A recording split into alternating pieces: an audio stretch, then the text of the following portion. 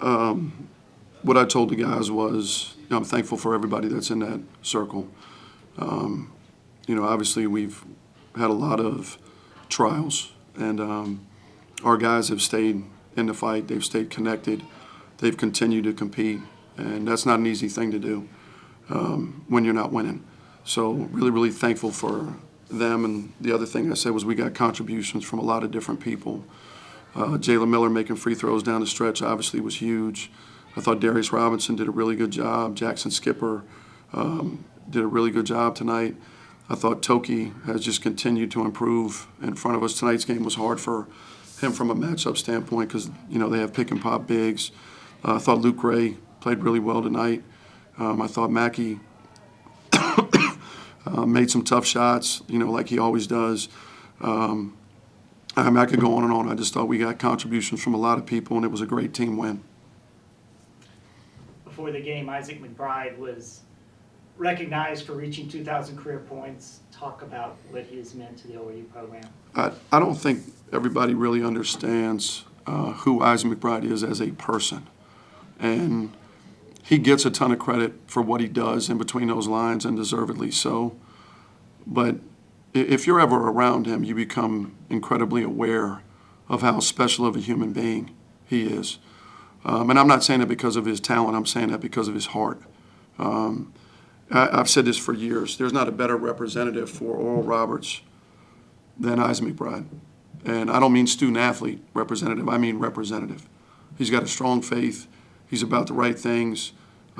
He's got a positive attitude. And he's an everyday person. And I'm obviously grateful that he decided to stay. He could have gone just about anywhere in the country. And he made the decision to come back, and obviously we're very thankful that he did, not just because of basketball, because of the impact he gets to have on other people that do get exposed to who he is day after day after day, because I believe there's a ripple effect from being around him that's certainly positive. How would you evaluate the progress, the growth that Luke Gray has shown throughout the season? Like Luke just went through a stretch where I thought he was struggling, and that's going to happen to everybody, and I think it's certainly part of being a freshman. And, again, to his credit, he kept his head up. I mean, he went from starting to, I put him in the other night just to foul because the kid Carr for Denver was a lower percentage free throw shooter. We weren't getting stops, and we thought, okay, well, let's foul and see if we can get more clock. And, Luke didn't show bad body language. A lot of people being put in that situation where you're in the foul and then you're out could have a problem, and he didn't. And he's another young man that's he's got a phenomenal heart. And I hope as time goes on, people get more familiar with his story. He's a blessing to be around. And again, that's not about basketball. It's about who he is as a person. And but I'm thankful for his growth as a player. I yell at him, a decent amount. And I tell him I just see a lot in you, so that's why I expect a lot from you. But he played very well tonight, and we're thankful that he's here and that he continues to work and try to get better every day as well. You have an 8-point lead with 3 or 4 minutes to go, and then they get 5 in a row and make it 62-59, and then you find a way to come up with some big defensive stops. Talk about that. I thought there was a loose ball that turned into a layup for them that I thought we could have secured, and that would have given us an opportunity. Who knows what happens on the other end, but it gives us an opportunity to stretch things. We talk about this a lot. Just one more stop, right? One more stop. And I'll say this, there's been 4 games this year with 11 seconds or less that if we had just gotten one stop, our league record is certainly very different. And we're not talking about a made 3. We're not talking about another free throw or anything like that. We're just talking about getting a stop. And that's something we've worked on. Even the day before the game against the scout team. And we have a different scoring system, so the scout team has an opportunity to score more than the normal rules of the game. And they were up 9. And I stopped and I said, look at the scoreboard. Because this is the same thing that happens in games. Now, what choice are you going to make? What are you going to do? Because this is what we're faced with consistently throughout games. Teams are going to make runs, but if they go from 9 to 15, it's a whole lot different than if you get it from 9 to 4, 9 to 3. And I felt like that's what happened. during that stretch. I wish we had stayed in front of the ball better at the end. I think guys were just trying to do everything to not foul, even though we ended up fouling, I think, once, if not twice. But I thought they had a mentality defensively where because I told them we just got to if we get 2 stops in a row, I probably said 3, I'm used to saying 3, but I meant 2, we can separate and end the game. And I thought our guys were locked into doing that. That 9 out of 10, I think, free throws in the last minute, that's got to be encouraging. Oh, absolutely. And, we put guys on the line, I won't say every day, that'd be a lie, almost every day where it's pressure free throw, you got to make them 1-on-1. And if you miss, there's a consequence. And then, most of the time I put you right back on the line. And then you're there until you make your 1-on-1. And then if you miss 2 1-on-1s in a row, the consequence is a little different than the first time to get your attention and try to help you focus more. And I've told him, I've been around a long time, and a lot of games are won and lost on that free throw line. And you want to put them in pressure situations, even though it's not the same as being in an arena with a bunch of fans before they end up in that situation. And again, I think Jalen Miller I don't know if he made 6 of those. I thought he did. He did a tremendous job, and he's another person that's just, he's made himself a better shooter because of the countless hours that he has put in. But anyway, I thought we finished the game well. Coach, I know we talked a lot about defense this year and trying to improve in that area. This is a team that averages nearly 85 a game. You hold them to 66, which is their lowest total of the season. I mean, what did you like? Because you mentioned, the mismatch with Toki being the top 5s and everything, but you guys still were able to make it work. And every time they tried to drive inside, it seemed like every single 2 was not a clean look. So what was working for you guys? I felt like at halftime they had 27, and I remembered 9 points that were just based on us not doing what we said we were going to do. So we had gone under instead of trying to deny. And number 1 hits a 3.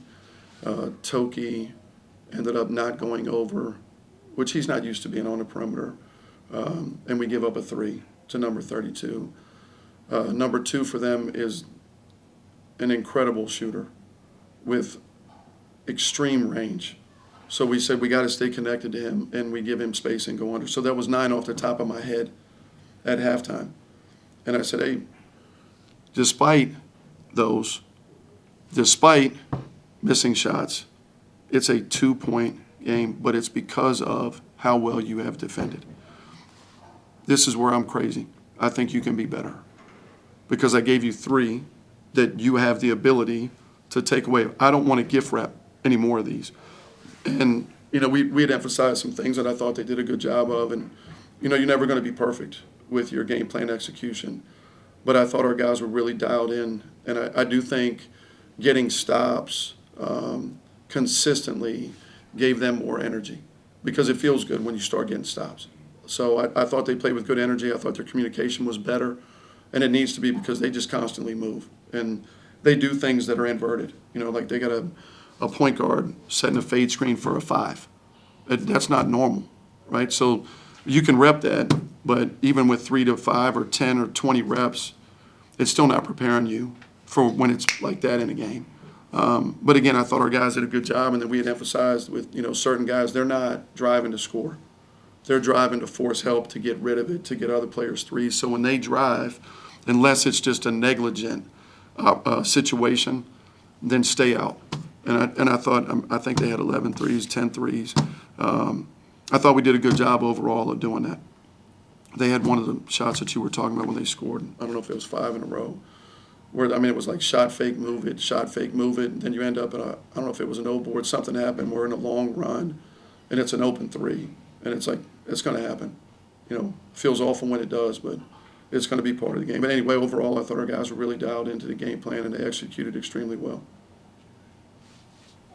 You mentioned improving on a specific late game situation this evening. You've got a group that was a lot of newcomers at the beginning of the year. What does that tell you about where your team's mindset is, that even though the record isn't what they want it to be, that they're still making improvements like that as a unit at this point of the year? Yeah, and that's, we said this in June. We need to be at our best when our best is needed. And that's not until March 5th. And then you got to be at your best on March 5th to get the opportunity to play on March 6th. And that's been the focus the whole time. And it's easier said than done. But again, to their credit, they've stayed with it. And, I feel like and we've tried a variety of things in terms of communication, video, individual time, to get them to understand. Like one time I grabbed 15 clips. I was at 19. I cut it down. But it was all, and I said, these are little things. But little things add up to make a big difference. And this, again, isn't making a three. It isn't making a free throw. It's a dribble handoff where I've told you, put it on his outside hand. But you put it on his inside shoulder, and we turn the ball over. Right? Little things like that. I don't want to go through all 15 of them. But trying to get them to understand we're not far away. And we're not talking about, hey, we got to be 30 points better. Man, referenced earlier, we've lost 4 games within 11 seconds, right? And them understanding, hey, we're talking about one more fight and having a determination and a will in that moment where I am here to win this battle and making sure that your teammates can count on you to do your job in those situations. Because ultimately, to me, that's what a great team does, right? I want to do my job because I want you to count on me. I want everybody to know you can count on me to do what I'm supposed to do. And I think we're getting better. We're not perfect, but I think we're getting better at that.